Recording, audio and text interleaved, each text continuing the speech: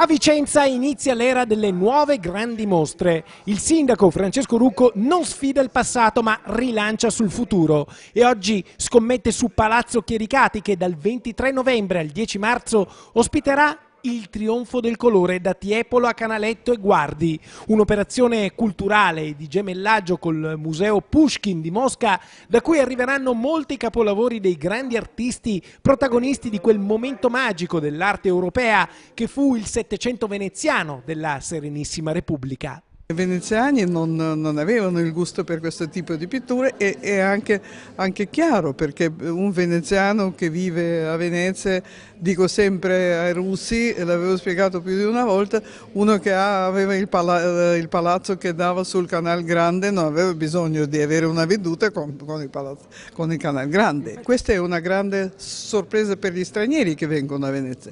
Vengono a Venezia e vogliono vedere Canaletto, vogliono vedere altri vedutisti. E i quadri non ci sono quasi, ci sono pochissimi esempi, pochissimi. Diciamo dopo tanto tempo tornano in patria e trovano qui cioè un interesse enorme.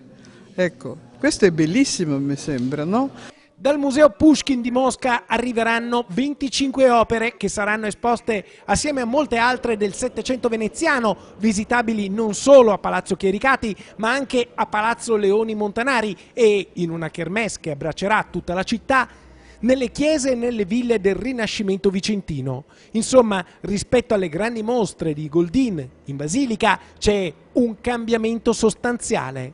La differenza è sostanziale perché rispetto al passato il rischio di impresa è assunto dall'organizzatore, i costi limitati alla guardiania e alle pulizie rimangono in capo al comune e quindi il comune ha dei costi più contenuti rispetto al passato, anche perché le risorse non consentono più investimenti milionari per delle mostre purtroppo, perché i tagli sono arrivati e dobbiamo fare conto anche con la realtà, che la realtà è proprio questa. In futuro però si tornerà a portare le grandi mostre in Basilica Palladiana. Intanto è la prima grande mostra che facciamo a Vicenza come nuova amministrazione. Palazzo Chiericati va assolutamente valorizzato, dopodiché in prospettiva già per il 2019 con allestimenti anche più importanti perché sono anche più costosi ragioneremo sull'utilizzo della Basilica anche in vista delle grandi mostre.